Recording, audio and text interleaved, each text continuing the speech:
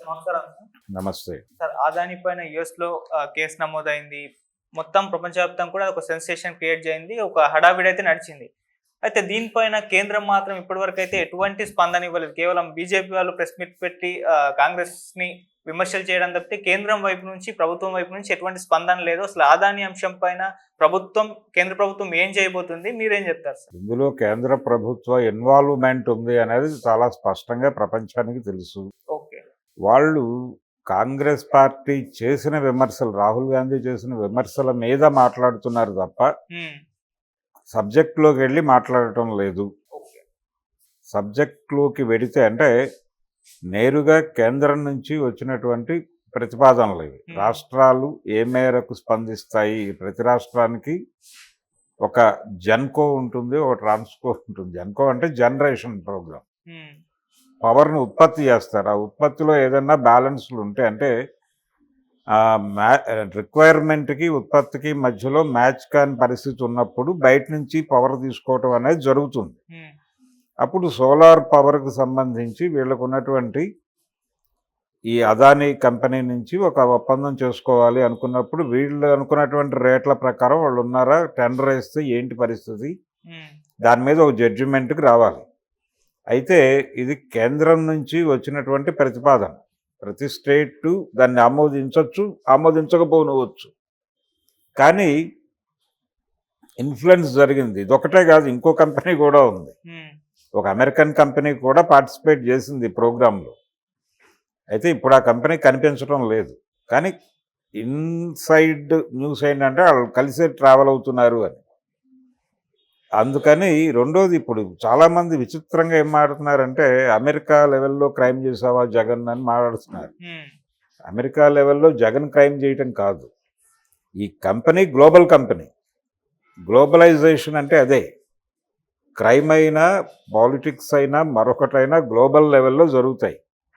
ఎందుకు ట్రంప్ మొన్న హిందుత్వం గురించి మాట్లాడాడు? ఎందుకు మాట్లాడాల్సి వచ్చింది ఆయన? ఆ ఇన్ఫ్లుయెన్స్ అక్కడ ఎన్నికల్లో ఓటర్లు ఉన్నారు కాబట్టి ఆ ఇన్ఫ్లుయెన్స్ వేయటం కోసం మాట్లాడాడు. అంతకుముందు ఎందుకు మాట్లాడలే? ఏ అమెరికన్ ప్రెసిడెంటు లేకపోతే ఏ అమెరికన్ ప్రెసిడెంట్గా కంటెస్ట్ చేస్తున్న ఏ వ్యక్తి కూడా ఎందుకు మాట్లాడలేదు? ఇతను ఎందుకు మాట్లాడాడు అంటే ఆ ఇన్ఫ్లుయెన్స్ ఉంది కాబట్టి మాట్లాడాడు, అవసరం ఉంది కాబట్టి మాట్లాడాడు. ఎందుకు ఈ అవసరం క్రియేట్ అవుతుందంటే గ్లోబలైజేషన్ వలన క్రియేట్ అవుతుంది. గ్లోబల్ కంపెనీలు, ఇప్పుడు అమెరికన్ కంపెనీలు వచ్చి ఇక్కడ వ్యాపారాలు చేస్తున్నాయి కదా. యూనియన్ కార్బైడ్ గొడవ చూసాం మనం, భోపాల్ గ్యాస్ ట్రాజడీ.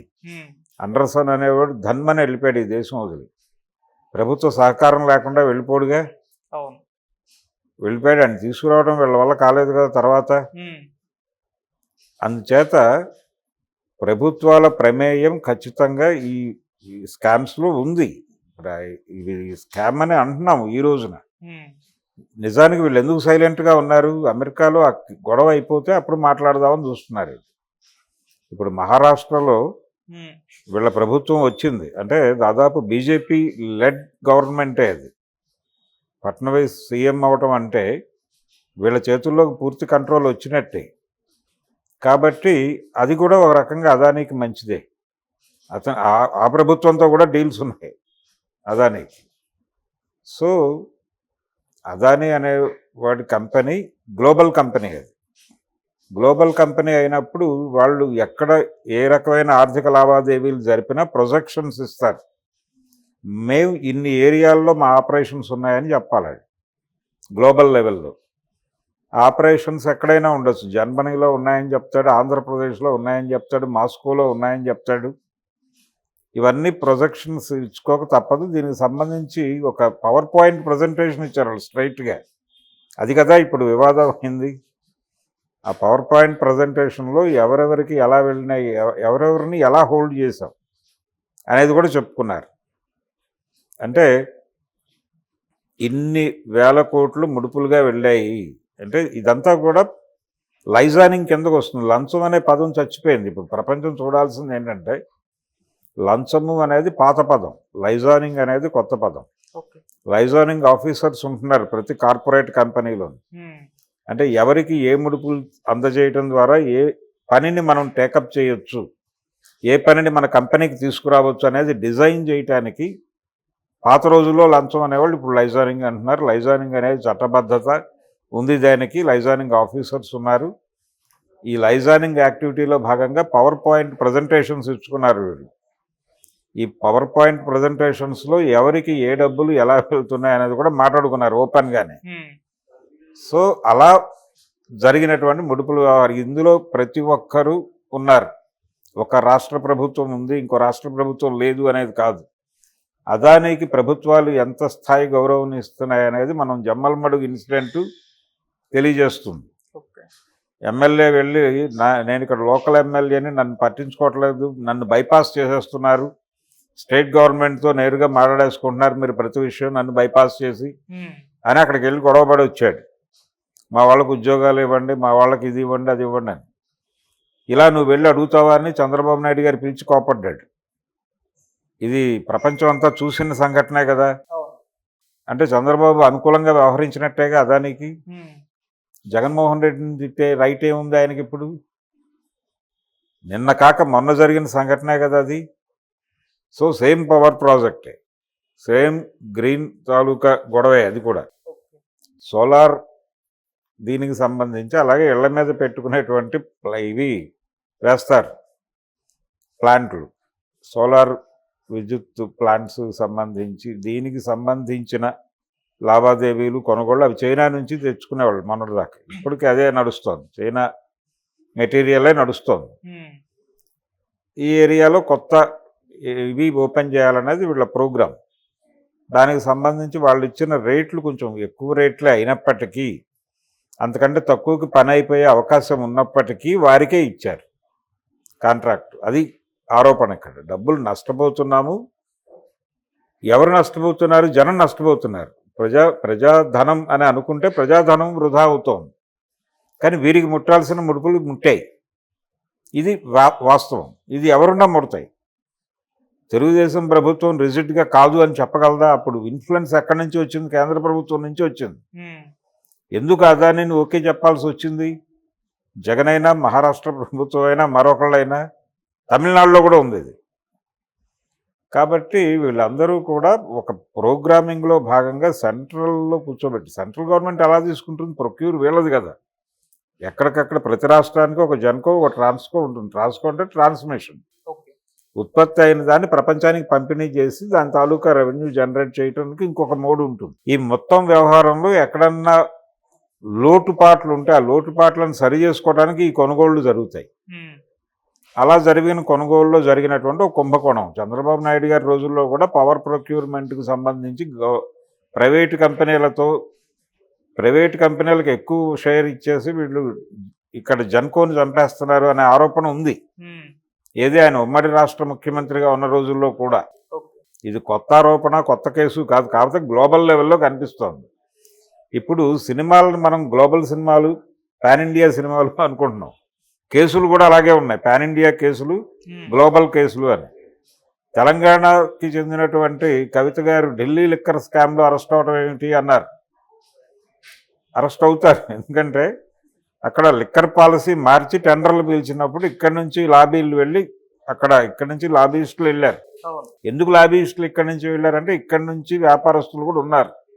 ఏపీకి చెందినటువంటి చాలా పాపులర్ మాగుంట ఫ్యామిలీ కూడా ఇన్వాల్వ్ అయింది దానిలో. శ్రీనివాసులు రెడ్డి పేరు ఉంది దానిలో.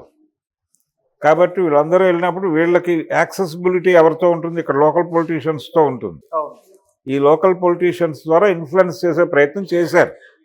అది కదా వివాదం అక్కడ. ఢిల్లీ లిక్కర్ స్కామ్లో కవిత ఉండడానికి కారణం. అది పాన్ ఇండియా స్కామ్ అనుకుందాం, పాన్ ఇండియా కేసులు అనుకుందాం. అంటే ఈ రాష్ట్రం వాళ్ళకి ఆ రాష్ట్రంలో కేసులు పెట్టడం ఏంటి అని నడిచింది. ఇప్పుడు అదనేది గ్లోబల్ కంపెనీ, గ్లోబల్ ఆపరేషన్స్లో ఆయన ఎక్కడన్నా డబ్బులు తీసుకోవాలన్నా, నిధులు తీసుకోవాలన్నా ప్రపంచవ్యాప్తంగా తన కంపెనీ ఆపరేషన్స్ గురించి ప్రొజెక్షన్స్ ఇవ్వాలి. ఆ ప్రొజెక్షన్స్లో అందరూ వస్తారు, అన్ని ప్రభుత్వాలు వస్తాయి. ఆ ప్రభుత్వాల నుంచి పనులు ఎలా సాధించుకున్నారో కూడా ఏదో మేరకు ఎక్కడో చోట ఓపెన్ అవ్వాల్సి ఉంటుంది.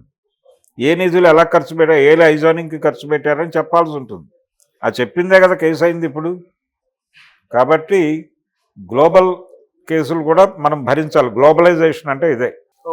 ఎకనామిక్ లిబరలైజేషన్, చట్టాలు అంటే వ్యాపారాలు వాళ్ళు వచ్చి చేసుకోవడానికి కాదు, వాళ్ళు వచ్చి ఇక్కడ అమెరికన్ కంపెనీకి ఇక్కడ కేసు ఉంది కదా, నీ యూనియన్ కార్బైడ్ కేసు ఉంది కదా ఇక్కడ. అలా అమెరికన్ కంపెనీలకు ఇక్కడ కేసులు ఉంటాయి, ఇక్కడ ప్రభుత్వాలకు అక్కడ కేసులు ఉంటాయి. ఇది సహజం. ఇది విడ్డూరము విచిత్రము అన్నట్టు మాట్లాడుతున్నారు తెలుగుదేశం మీడియా వారు. ఇది విడ్డూరము కాదు, విచిత్రము కాదు, న్యాచురల్ ప్రాసెస్. ఏ రోజైతే నరసింహారావు గారు వెళ్ళి సంతకం పెట్టి వచ్చాడో డంకెల్ డ్రాఫ్ట్ మీద, ఆ రోజే తెలుసు ఇలాంటి స్కాములు జరుగుతాయి, ఈ లెవెల్ కుంభకోణాలు, నేరం అనేది కూడా గ్లోబల్ అయిపోతుంది, వ్యాపారం గ్లోబల్ అయినప్పుడు నేరం కూడా గ్లోబలైజ్ అవుతుంది అనే జ్ఞానం ఆ రోజే ఉంది. వీళ్ళేదో విచిత్రంగా జగన్మోహన్ రెడ్డి అదేదో షర్మిల గారు మాట్లాడినట్టుగా, అన్నా నువ్వు నీ నేరాలకు అంతులేదా, నువ్వు అమెరికాలో కూడా నేరం చేస్తావా అని ఆవిడ మాట్లాడినట్టుగా ఎవరో తమ్నైల్ పెట్టారు. ఆవిడ మాట్లాడిందో లేదో తెలియదు, కానీ ఇది జనాల్లో పంపు చేయడానికి ప్రయత్నం చేస్తున్నారు. కానీ ఎవరైనా గ్లోబల్ క్రైమ్లో ఇన్వాల్వ్ అయ్యే ఛాన్స్ ఉంది. ఈవెన్ ఒక గ్రామ సర్పంచ్ కూడా, పాత రోజుల్లో ఒక కార్టూన్ వచ్చింది ఆంధ్రప్రభలో, నా పంచాయతీ ప్రెసిడెంట్ పదవిని ఓడగొట్టడానికి వాషింగ్టన్ లెవెల్లో కుట్ర జరుగుతోంది అంటాడు వాడు. జరగచ్చు, అలాంటివి జరగవని గ్యారెంటీ. గ్లోబలైజేషన్ అంటే అదే. ఇప్పుడు ఎవడి గ్రామానికి వాడు పరిమితమై లేడు. ఏ గ్రామం అయినా ఈ గ్రామం వాడు దృష్టిలో ఉంటే అక్కడికి వచ్చి టార్గెట్ చేయొచ్చు. నిధులు ఉంటే అక్కడ ఏదన్నా సోర్స్ ఉంటే ఎవరైనా వచ్చి దాన్ని గ్రాబ్ చేసే ఛాన్సెస్ ఉన్నాయి.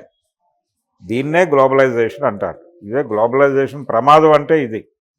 డెవలప్మెంట్ మోడ్లో వాళ్ళు ప్రపంచాన్ని చావగొడతారు.